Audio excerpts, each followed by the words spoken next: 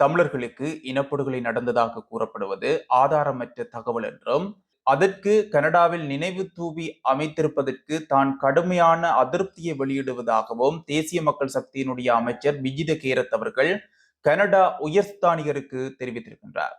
பனை மரங்களை வைத்து வங்கிகளில் கடன் பெறுகின்ற திட்டத்தை உருவாக்க உள்ளதாக பனை அபிவிருத்தி அதிகார சபையின் தலைவர் தெரிவித்துள்ளார். மீண்டும் கொத்மலை பகுதியில் பாரிய ஒரு விபத்து, பலர் வைத்தியசாலையில் அனுமதிக்கப்பட்டிருக்கின்றார்கள். வைத்தியர் அர்ச்சுனா ராமநாதனுடைய பாராளுமன்ற உறுப்பினர் பதவி பறிபோகும் நிலையில் உள்ளது. இவை தொடர்பான விரிவான தொகுப்பை இன்றைய தினம் பார்க்கலாம். வணக்கம், நான் தூயவன் திருசிங்கம், தமிழுக்காக. இனப்படுகொலை குற்றச்சாட்டுகள் மற்றும் கனடாவில் தமிழர் இனப்படுகொலை நினைவு தூவியை அமைப்பதற்கு அனுமதி வழங்கப்பட்டமை குறித்து இலங்கை வெளிவிவகார அமைச்சர் விஜித கேரத் இலங்கைக்கான கனடா உயர்ஸ்தானிகரிடம் கடும் ஆட்சேபனையை வெளியிட்டதாக தகவல்கள் தெரிவிக்கப்படுகிறது. இலங்கை வெளிவிவகார அமைச்சுக்கு கனடா தூதுவரை அழைத்து வெளிவிவகார அமைச்சர் தனது கடும் ஆட்சேபனையை வெளியிட்டுள்ளார். இது குறித்து அவர் சமூக ஊடக பதிவில் தெரிவித்துள்ளதாவது, ஆதாரமற்ற இனப்படுகொலை குற்றச்சாட்டையும் அதோடு தொடர்புடைய தூபியையும் அமைப்பதற்கு கனடா அனுமதி வழங்கியதற்காக இன்றைய தினம் இலங்கை அரசு என்கின்ற சார்பில் நான் கனடா உயர்ஸ்தானிகரிடம் அதிருப்தியை வெளியிட்டிருந்தோம். இலங்கையின் பன்முகத்தன்மை கொண்ட சமூகங்களிடையே தேசிய ஒற்றுமை, நல்லிணக்கம் மற்றும் நீடித்த அமைதியை ஏற்படுத்துவதற்கு அரசாங்கத்தின் தொடர்ச்சியான முயற்சிக்கு இது தடையாக விளங்கும் என்பதையும் நான் அவருக்கு குறிப்பிட்டிருந்தேன். இது குறித்து இலங்கைக்கான வெளிவிவகார அமைச்சு தனது அறிக்கையில் தெரிவித்துள்ளதாவது, இலங்கையில் நடந்த இறுதிக்கட்ட யுத்தத்தின் போது இனப்படுகொலை நடந்ததாக கூறப்படும் குற்றச்சாட்டானது தேசிய அல்லது சர்வதேச அளவிலான எந்த ஒரு நம்பகமான அதிகாரியாலும் ஆதாரத்துடன் நிரூபிக்கப்படாததுடன் அவை தவறான தகவல்களை அடிப்படையாக கொண்ட குற்றச்சாட்டுகள் என இலங்கை அரசாங்கம் தொடர்ந்தும் வலியுறுத்துகிறது. இந்த பொய்யான கதையை இலங்கை முற்றிலும் நிராகரிப்பதுடன் கனடாவுக்குள் தமது தேர்தல் ஆதாயங்களுக்காக இவ்வாறு பிரச்சாரம் செய்யப்படுவதையும் நாங்கள் வன்மையாக கண்டிக்கிறோம். இந்த செயற்பாடை நாங்கள் வெளிவிவகார அமைச்சு என்கின்ற ரீதியில் வன்மையாக கண்டிக்கிறோம் என்று மிகப்பெரிய ஒரு அறிக்கை வெளியிடப்பட்டிருந்தது. அவர்களுடைய சமூக வலைத்தளத்துக்கு சென்றால் இதனையும் பார்வையிடக்கூடியதாக இருக்கும். ஆனால் கனடா இந்த விடயத்தில் உறுதியாக இருக்கிறது. தமிழர்களுக்கு நடந்தது இனப்படுகொலை என்பதில் உறுதியாக இருக்கிறது. பிரம்டன் மாகாணத்தினுடைய மேயர் கருத்து தெரிவிக்கின்ற போது, தமிழர்களுக்கு இனப்படுகொலை நடக்கவில்லை என்று எதிர்ப்பீர்களாக இருந்தால் நீங்கள் தாராளமாக கொழும்புக்கு செல்லலாம், உங்களை கனடாவிலோ பிரம்டனிலோ வசிப்பதற்கு அனுமதிக்க மாட்டேன் என்று தனது உறுதியான கருத்தினையும் முன்வைத்திருந்தார். இலங்கையினுடைய என்பிபி அரசாங்கமும் தற்பொழுது தமிழர்களுக்கு இனப்படுகொலை நடக்கவில்லை என்கின்ற ஒரு விடயத்தை முன்வைத்திருக்கிறது.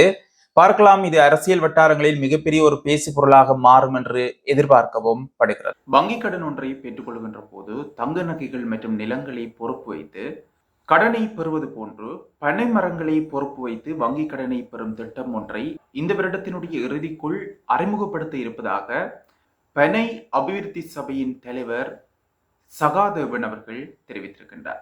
இது தொடர்பாக அவர் மேலும் கருத்து தெரிவிக்கையில், பனை மரம் பணமாக மாற்றமடைகிறது. காணிகளில் உள்ள பனை மரங்களை அவசரப்பட்டு அழிக்க வேண்டாம். வங்கி கடனுக்கு பொறுப்பாக பனை மரங்களை ஈடு வைக்கும் திட்டம் ஒன்றை பனை அபிவிருத்தி சபை தயாரித்து வருகிறது. இந்த வருடத்தினுடைய இறுதிக்குள் அந்த திட்டத்தை ஆரம்பிக்க இருப்பதாக அவர் தெரிவித்திருக்கின்றார். கற்பக தரு என்று முன்னோரால் அழைக்கப்பட்ட பனைமரத்திற்கு தற்போது விடிவு காலம் வந்திருப்பதாகவும் அவர் தெரிவித்திருக்கின்றார். பனை சார்ந்த கைப்பிணி பொருட்கள், பனை சார்ந்த உணவுகளுக்கு புலம்பெயர் மக்களிடமிருந்து நல்ல வரவேற்பு கிடைத்து வருகிறது. அத்துடன் மேற்குலக நாடுகளில் பனை சாராயம் போன்ற மதுசாரங்களுக்கும் நல்ல சந்தை வாய்ப்பு இருப்பதாகவும் அவர் தெரிவித்திருக்கின்றார். இந்த நிலைமையில் பனைமரம் ஒன்றினூடாக வருடம் ஒன்றுக்கு சராசரியாக 1 மில்லியன் ரூபாய் வருமானத்தை பெற முடியும்.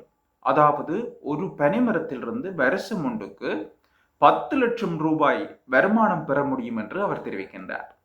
அந்த அடிப்படையில் வடக்கு கிழக்கு மாகாணங்களில் இருக்கிற 15 மில்லியன் பனைமரங்களை உச்ச அளவுல பயன்படுத்தி எமது மாகாணங்களின் அபிவிருத்திக்கு தேவையான நிதியை பெற முடியும் என்று அவர் தெரிவித்திருக்கின்றார்.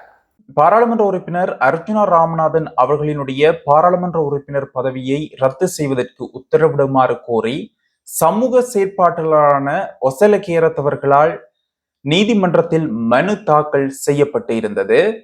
இன்று 14ஆம் தேதி நீதியரசர்கள் 2 அடங்கிய குழுவில் மேன்முறையீட்டு நீதிமன்றத்தில் இந்த மனு விசாரணைக்காக எடுத்துக் கொள்ளப்பட்டது. முறையான விடுமுறை எடுக்காமல் பாராளுமன்ற தேர்தலில் போட்டியிட்டார் என்றும் அவரின் எம்பி பதவி பரிதாக்கப்பட வேண்டும் எனவும் இந்த மனுவில் கூறப்பட்டுள்ளது. குறித்த சமூக செயற்பாட்டாளரால் முன்வைக்கப்பட்ட குற்றச்சாட்டுகளை நிரூபிப்பதற்காக இந்த வழக்கினை எதிர்வரும் ஜூன் மாதம் 26ஆம் தேதி எடுத்துக்கொள்ள இருப்பதாக நீதியரசர்கள் உத்தரவிட்டிருக்கின்றார்கள். அர்ஜுனா ராமநாதன் அவர்களினுடைய இந்த பதவி இல்லாமல் போவதற்கான வாய்ப்புகள் அதிகளவில் இருப்பதாக தெரிவிக்கப்படுகிறது. சாட்சியங்கள் உறுதிப்படுத்தப்பட்டால், ஆதாரங்கள் நிரூபிக்கப்பட்டால் அவரினுடைய பதவி பறிபோகும் நிலை இருப்பதாக தெரிவிக்கப்படுகிறது. தமிழ் இன படுகொலை நடைபெற்று 16 வருடங்கள் முடிவடைகின்ற நிலையில் தமிழின படுகொலையை சித்தரிக்கும் விதமாக யாழ்ப்பாணம் நல்லூர் தியாக தீபம் தெளிவன் நினைவிடத்திலிருந்து இன்றைய தினம் புதன்கிழமை ஊர்தி பவனி ஒன்று ஆரம்பமானது. முள்ளிவாய்க்கால் இனப்படுகொலை வாரம் தற்போது இடம்பெற்று வரும் நிலையில் இந்த ஊர்தி பவனி ஒவ்வொரு மாவட்டங்களுக்கும் சென்று இறுதியாக முள்ளிவாய்க்காலை வந்தடைய உள்ளது. தமிழின படுகொலைக்கு சர்வதேச குற்றவியல் விசாரணை வேண்டும், தேசம், இறமை, சுய நிர்ணயம் அங்கீகரிக்கப்பட வேண்டும், சமஷ்டி வேண்டும் போன்ற வாசகங்கள் அடங்கிய பதாதைகள் இனப்படுகொலை நினைவு தூவி வைக்கப்பட்டுள்ள நிலையில் வீதியில் பயணித்த பொதுமக்கள் பலர் அஞ்சலி செலுத்துவதையும் அவதானிக்கக்கூடியதாக இருந்தது.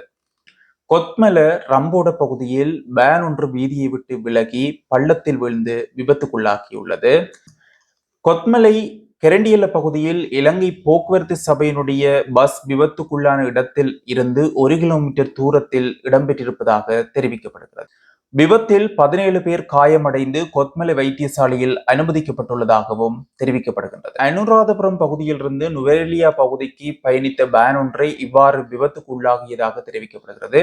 சம்பவம் தொடர்பான மேலதிக விசாரணைகளை போலீசார் மேற்கொண்டு வருகின்றனர். வீதி விபத்துக்கள் தொடர்ச்சியாக இடம்பெற்றுக் கொண்டிருக்கிறது. அவதானமாக செயற்பட வேண்டியது அனைவரது பொறுப்பாகும். மாத்தறை தங்காலை கரையோர வீதியில் நேற்று செவ்வாய்க்கிழமை இடம்பெற்ற விபத்தில் காதலர்கள் 2 உயிரிழந்துள்ளதாக மாத்தறை போலீசார் தெரிவித்திருக்கின்றனர். மோட்டார் சைக்கிள் ஒன்று முன்னால் பயணித்த பஸ் ஒன்றினை கடந்து செல்ல முயற்சித்த போது மோட்டார் சைக்கிளானது வீதியில் சறுக்கி சென்று பஸ்ஸுக்கு அடியில் சிக்கியதால் இந்த விபத்து இடம்பெற்றிருக்கிறது. விபத்தின் போது மோட்டார் சைக்கிளில் பயணித்த காதலர்கள் 2 படுகாயமடைந்த நிலையில் மாத்தறை வைத்தியசாலையில் அனுமதிக்கப்பட்ட பின்னர் உயிரிழந்துள்ளதாக போலீசார் தெரிவித்திருக்கின்றனர்.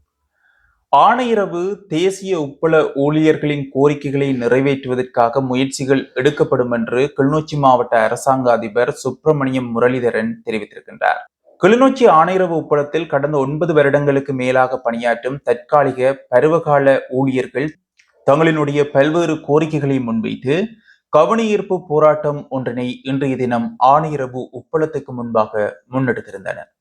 கடந்த 2016ஆம் ஆண்டு ஆரம்பிக்கப்பட்ட ஆணையரவு உப்பு உற்பத்தி நிலையத்தில் தற்காலிகமாக இணைத்துக் கொள்ளப்பட்ட பருவகால ஊழியர்கள் தங்களுக்கான நிரந்தர நியமனம் வழங்கப்படாமல் உள்ளமை, உரிய காலத்தில் உரிய வேதனம் வழங்கப்படாமை என்பவற்றை சுட்டிக்காட்டியும் ஆணையரவில் உற்பத்தி செய்யப்படுகின்ற உப்பினை வெளியிடங்களுக்கு கொண்டு சென்று பதனிட வேண்டாம் என்று தெரிவித்தும் இவற்றோடு பல்வேறு கோரிக்கைகளை வைத்திருந்தார்கள். குறிப்பாக அங்கு இருக்கின்ற பொது முகாமையாளர் மற்றும் முகாமையாளர் ஆகியோரை உடனடியாக இடமாற்றம் செய்ய வேண்டும் என்றும், அவர்களுக்கு கண்ணாடியை கலட்டி பார்த்தால்தான் உப்பின் நிறம் வெள்ளை என்பதை தெரியும் என்கின்ற அளவிற்கு அவர்கள் வேலை செய்து கொண்டிருப்பதாகவும் குற்றம் சுமத்தியிருந்தார்கள். இந்நிலையில் போராட்டம் இடம்பெற்ற பகுதிக்கு பாராளுமன்ற உறுப்பினர் முருகேஷ் சந்திரகுமார் சென்று போராட்டத்தில் ஈடுபட்டவர்களுடன் கலந்துரையாடி நிலைமையையும் கேட்டறிந்துள்ளார். இதனை அடுத்து குறிப்பிட்ட இடத்துக்கு கிளிநொச்சி போலீசார் விரைந்து சென்று ஆர்ப்பாட்டக்காரர்களுடன் உப்பள முகாமையாளர்களுடனும் கலந்துரையாடியதன் பின்னர் போராட்டம் கைவிடப்பட்டது. இதேவேளை போராட்டத்தில் ஈடுபட்டவர்கள் தங்களுடைய கோரிக்கைகள் அடங்கிய கடிதத்தினை இன்று மாவட்ட அரசாங்க அதிபர் முரளிதரனிடம் கையளித்தும் இருக்கின்றார்கள். இவைதான் இன்றைய நாளில் நான் கொண்டு வந்த செய்திகளின் தொகுப்பு. மற்றும் ஒரு செய்தியில் சந்திக்கலாம். நன்றி, வணக்கம்.